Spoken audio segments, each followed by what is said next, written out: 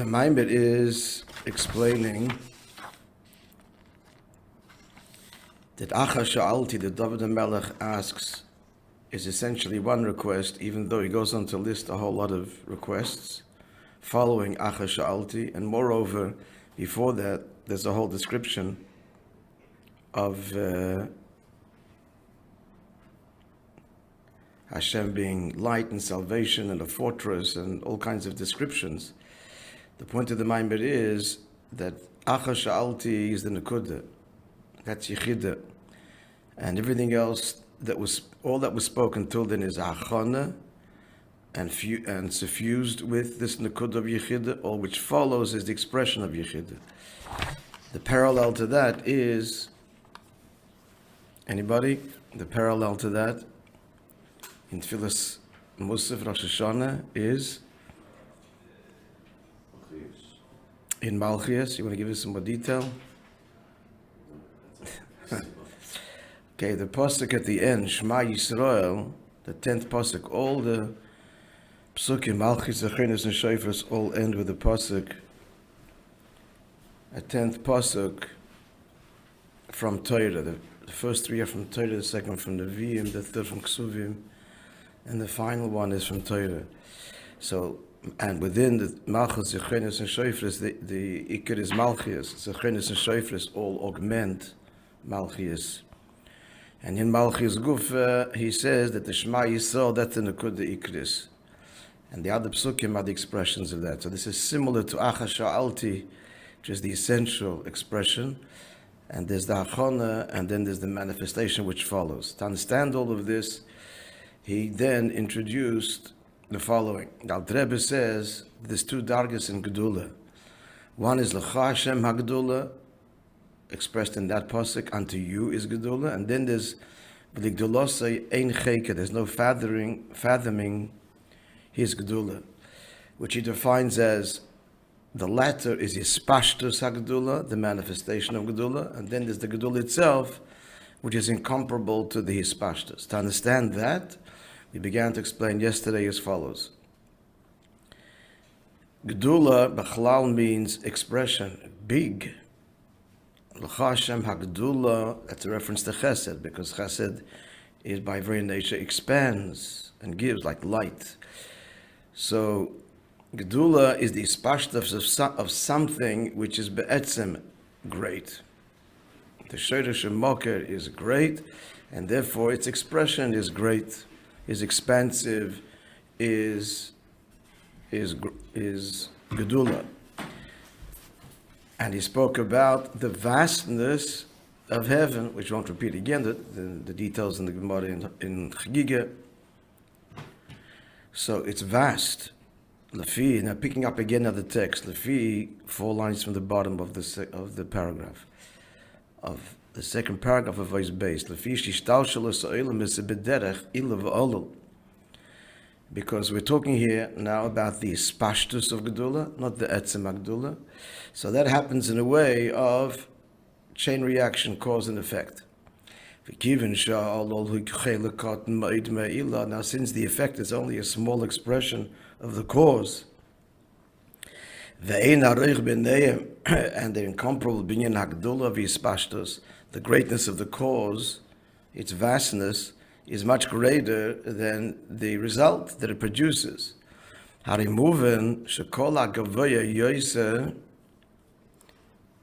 the higher the source, then its manifestation will be greater. Okay, fairly obvious. So Mamshech Levayer, the Rebbe goes on to say, this is where we're up to now. Yeah? By the number 12 in the text. In the Yedua, Sheklolas Abriya Nechlekes Legimel Mamadreges, the Olam Shon of Nefesh. This is all to explain his pashtus. This is all explaining manifestation. This whole ois. So this is V'ligdulosei ein cheker. But L'cha Hashem HaGedula, they'll be addressed later. I see by first prefacing 2 dargas in his pashtus. Okay, we'll see that next gimel. But let's begin our journey. Dini Yedua, by the number 12 in the text, yeah? Sheklolos Abriya Nechlekas, the Gimel Madreges, the Olam Shon and Nefesh. All of existence has three coordinates: place, time, and rank or level. The market of this is Sefer Yetzirah, and you remember the source of that? V'har Sinai Oshan Kuloi. When Hashem descended upon Mount Sinai, so the mountain was smoking. So Oshan is Rosh Tevis, Olam Shona Nefesh. So godliness, in other words, permeated all of the coordinates of creation. That's the Oshan, right? Olam Shona Nefesh. He now defines them very simply. Olam hu mahus hanivroim shebechol olamis. So what does place mean? Place means the creation itself of each of the worlds. Shona hus man kiyumam. Time is the period that they endure, the length of time that they endure. I mean this beruchnius, but it's certainly true, or also true rather, of begashmius down here. And everything has the space it occupies. In other words, it occupies space because it's an entity. It takes up space. It's a metzius. Then there's how long it lasts, as it were, how long it's held together, because the nature of nature is to slowly dissipate or disintegrate. And then there's nefesh. And nefesh is ha'chayes oliki hamitzamtzem bem lachiyosam. That's the animating life force that is invested in each particular creature. Yeah, that's somewhat clear. Yeah, kashem shehu bechlolos hanivroyim.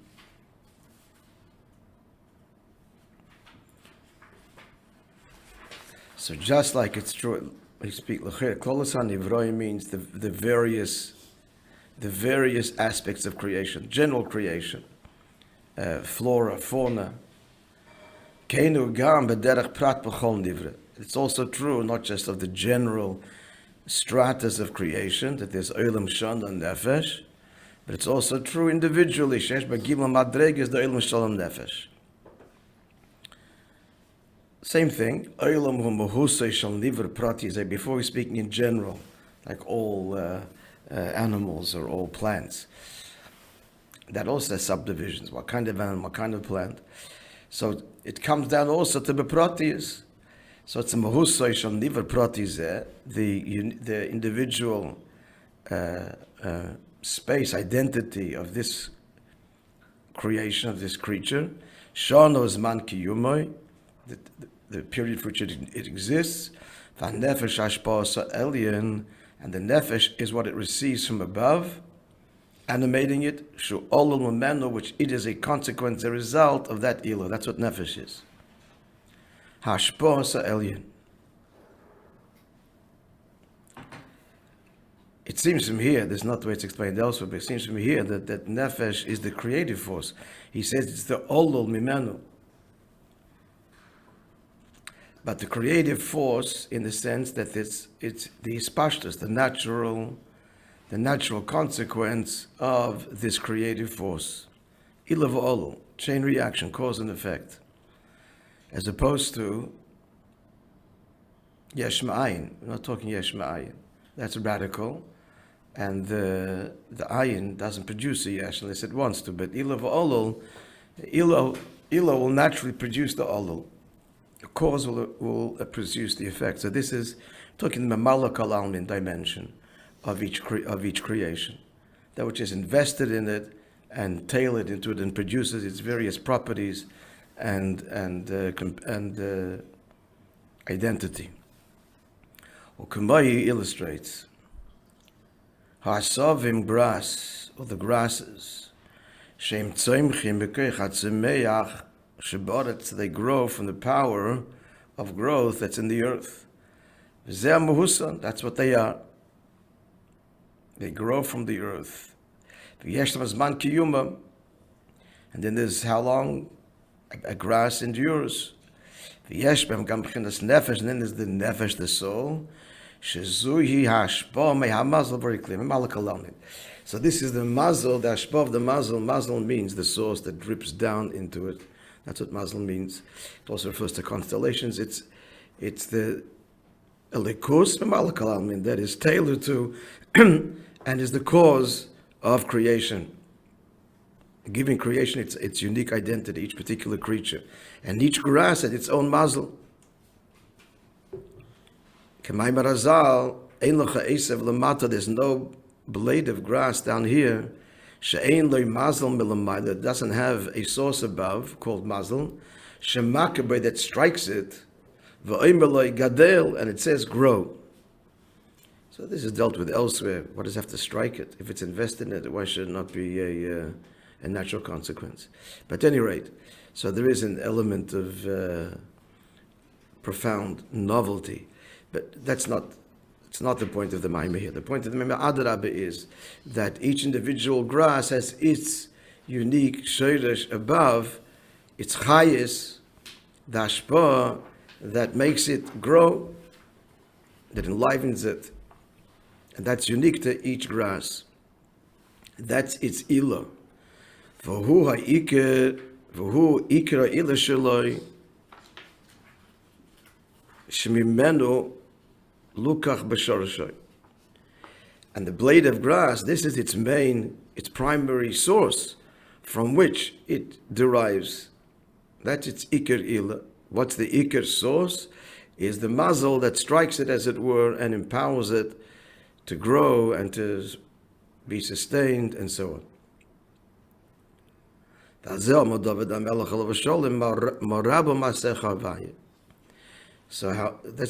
Melech said, how manifold are your works, O God, because each mazel has this chayis eliki, this energy that's tailored, that's unique to it, that is responsible for its growth and its existence. He looked at creation and he saw it pulsating with the koyach hapel, the divine. This is the nefesh level, the koyach hapel that is bringing about creation. Therefore he said, so contemplating and appreciating and seeing, he's saying that he saw this. Seeing imagine each individual blade of grass that you, Eibishter, are invested in this, in the unique way, with a unique mazel and a unique divine manifestation that is unique to that blade of grass. Just like there are tens of thousands of grasses and they're different. Means not just different blades of grass, but different species of grass, different herbs. What's the word for it? Herbage. That's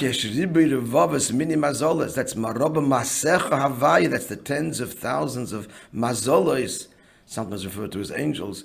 Shachalukim gamkein, but they're all unique and different relative to the other one, because they're all unique and they produce unique herbage and grasses and so on. Shehem, Sherish, and Mokal Asovim, they are the source of the grasses. Shitzavalem, Shiyagadlo, that they command it, as it were, control it, that it should grow. Kama'ilav, like cause and effect. I'm not sure why he says like cause and effect, and not ba'ofen shililav. I don't know.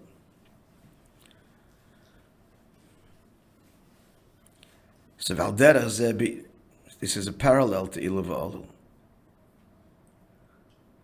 No, it's not, actually not, because now he says the same. Okay, let's keep on reading. So the mazel is the immediate source, the primary source of the grass. But it itself, that's the cause. But it itself has causes that stretch back. This is the whole tzimtzum of Velikus, this vast, as the Gemara in Chagiga, the 500-year journey to each Riki and the thickness of each Riki, and then the Malachim are the Mazalah. So this is vast and manifold. And they keep on stretching back, cause to cause. Adroima Mailas, to the loftiest levels.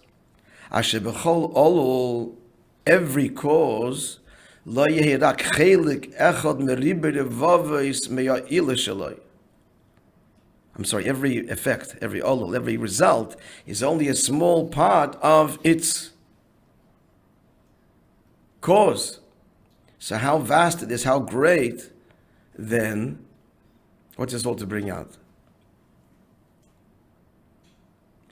Again, every olol rakhelik echad mirivui revavos of tens of thousands meya'ila shaloi of his cause. The Chayr is saying, tracing it back, the cause of the cause of the cause of the cause. So if you go back to the more primary or higher causes, they produce, there's the general, in other words, there's the general, talking about grass as an illustration, there's the general keichat of the grass that's away from kloli, but then it comes down into profound minutia of different kinds of herbage, and then the unique individual blade of grass has its final ila. So if you go back to the olol, the further you go back, how tiny this little ila is relative to the causes that produce it.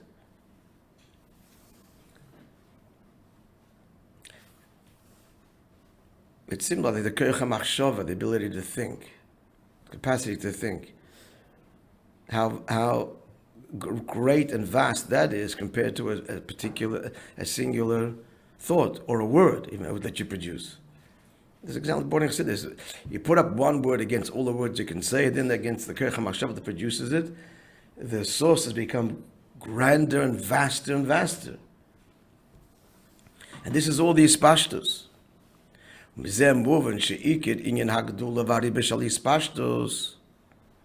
So therefore it's understood that the profound manifestation, where you're going to find the greatest revelation, the biggest, the grandest, broadest causes, not the individual final result, little mazel, relatively speaking, for this blade of grass, but tracing it back to the original causes, the general keichat tzemeach and the general grass, etc.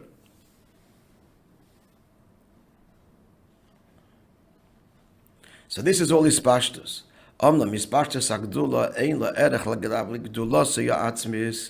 Notwithstanding, we're getting a sense of, this is just staggering in terms of the magnitude of the general koyach ha'isavos that it produces at the end of the day, the blade of grass, as we trace it back, the vastness of it all. So this is all nonetheless incomparable agabe gdulas ha'atzmis, his essential gdula, which the mind will explain. Therefore the pasuk says, unto you Hashem is gdula, shemidas ha'gdula, that the midah of expansion, hutfeila b'teila lach, isn't completely nullified and insignificant to you, because your essential greatness ein cheker, there's no fathoming. So 1 second, I'm going to go back here. So the gdula ein cheker, there's no fathoming his gdula. That is, I said it wrong before. That is the gdula ha'atzmis. And L'cha Hashem HaGdula is saying that the Gdula, which is the expansion, is bottled to you. Okay, we're clear? It touches the psukim. Yeah. Yes?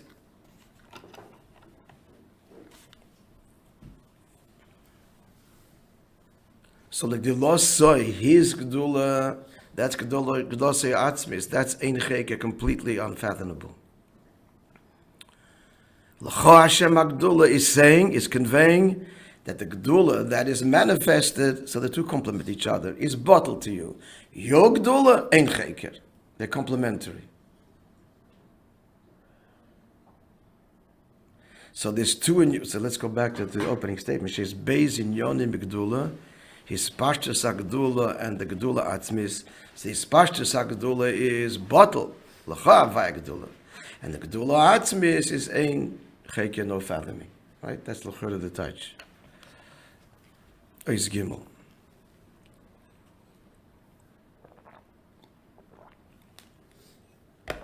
Mamshel ba Maimer. The Maimer the Alter Rebbe continues and says, "Ken iksiv ein chekel tvunasai." He's talking about tvuna. So there's no fathoming his tvuna, lashon bina, his wisdom. V'ksiv tvunasai ein mispar. Another pasuk talking about his tvuna and said there's no number that contain it. So what is this? V'yesh lahav and hefesh ben zelazeh. The Alter Rebbe, this is all from the Alter Rebbe so far. To understand the difference between no fathoming his tvuna or not being able to, it transcends numbers, there's no number. Makdim Levaya, and he prefaces as follows, the Alter Rebbe. To learn this together, friends. In the Yisab Medrash, it says in Medrash, where's this Medrash? Interestingly enough, there's no makar. It's brought in the Chizkuni.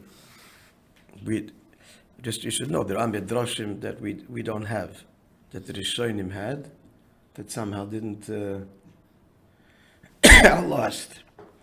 So they quote from Chazal, but we don't have these Chazal. This is an example of Chura. So he says like this: the Pirush Shema Yisrael. So he teaches Shema Yisrael, and he says the word Shema. Who Shem or Shom Ayin. He separates the two. Chayra Shom Ayin. There is 70. So what's the 70? So he says, Shema Yisrael. So Shom Ayin Yisrael. Yidden are 70. Meaning, Shesolim Ayin Echad Ma'ayin Be'umas. They're one of 70 nations. Ve'umois Echad Ma'ayin Be'behemus. And the nations of the world comprise 1/70th of all behemoths. Behemoths comprise 1/70th of all chayas, of all what do you say with chayas, of all behemoths are like cattle. What's the word for it? And chayas are all the animals in the wild. Domesticated and not domesticated. Not domesticated, but what's the word for behemoth? No. Livestock. Livestock, I guess you say. And chayas are wild animals. V'chayas ma'ofes, and chayas all creatures are that are on the ground are 1/70th ma'ofes of birds. V'ofes mimalachim, and birds are 1/70th of angels. U'malachim echad ma'ayin b'neshamas. Interesting medrash. And angels are 1/70th of neshamas. Get the idea? Yeah? So what is this telling us? Just looking at the numbers here. The vastness, taking this literally, metaphorically, literally, vastness of how some malachim are 1/70th of neshamas, and we trace through, right, the size of them, starting with what? How Yidden are down here. So he says Yidden down here in Gufim are 1/70th of the nations of the world. They're 1/70th of the behemoths. They're 1/70th of the chayes. They're 1/70th of the birds. 1/70th of the angels. 70th finally of neshamas. So the nimtza, sheneshamas yisrael kodim sheba b'gufim. So how vast, how big is neshamas yisrael before they come into the gufim? They're the greatest number. We're speaking numbers. 70th. We get a number here. Yeah, we're clear. Just geography here, or the math. The arithmetic. As the Medrash is saying, here quoted, Hi the Malachim. As in brackets, reminding us, Malachim imrak echad mi'ayin b'neshamas. So Malachim are only 1/70th of neshamas. So neshamas are so vast because as Elofish on neshama chelik lekah. As he says, in Tanya, neshamas are part of Hashem. However, v'ilak Hashem boim begufim. But when they are invested and fused in the body, they become the smallest. They are the smallest, the fewest in number. Only 1/70th of the nations. Good, that's the end of the medrash. Omna bizet tzarich lahavin. So now the Alter Rebbe asks, Loma yoda neshama lamata. This is terrible. Why did neshama come down here? To be reduced from its vast state to being the smallest of all of the creatures. It's a very great descent. Meager, Rama from a lofty roof, literally the Biramitato the pit. It's paraphrasing Gemara in Gige. Why would they wish to do this? Beyond the Malachim. The answer is, and the reason is,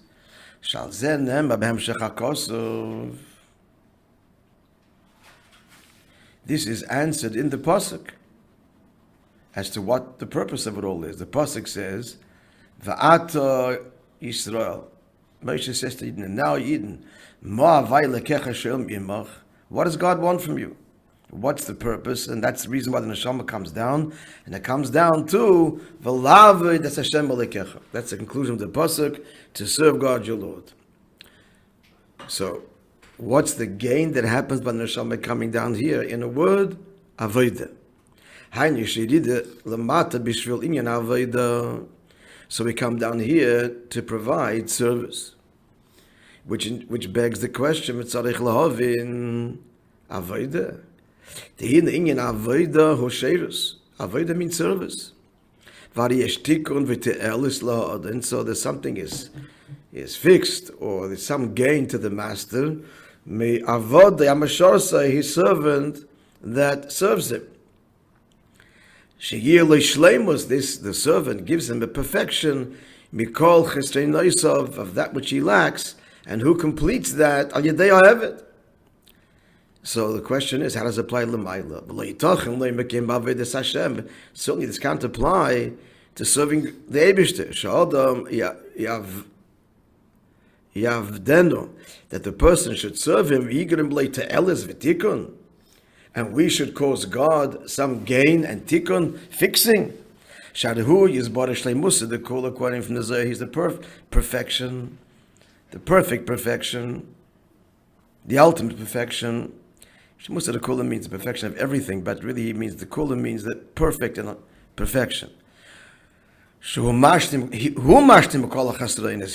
completes all that lacks. Nothing completes him. So therefore, what's the whole yin of avodah? So what does it mean? Why use this term to serve him? If the pasuk would say, you come down here to do mitzvahs and earn brownie points for yourself, it's one thing. But it's not what avodah means to serve. So, what does it mean that we are somehow completing the Eibishter through avodah?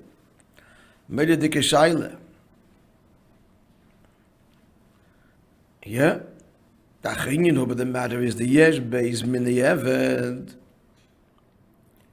Okay, there's two kinds of avodah, two kinds of servant. Eved ha'echad, the first eved she'oved avodah hagrua, he does dirty work.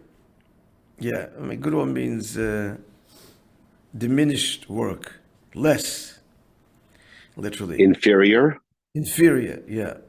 Ki chativas eitzim, like chopping wood or gedoyme. Inferior in what sense? It's not beneath the dignity of the master to do it himself. That's one kind of avodah that a servant will do that the master would not. It's beneath his dignity to get involved in wood chopping. That's one thing. Then there's a second level of servant. His avodah b'meleches dakim v'sichliim. He does refined and intelligent work. That the master really would do it himself, but he's assisting him. Whether engaging in business, in commerce, or cutting literally precious stones, which is a very big art, and pearls. They are prestigious activities, which brings wealth to the master, and he would be busy with. So when the Eved does it for the master, he's called his servant, he's completing him. He's doing that which the master himself would do. For Nasim Koimin, he's doing it in his place. Okay, so tomorrow we'll continue the parallel. As it applies Lamaila.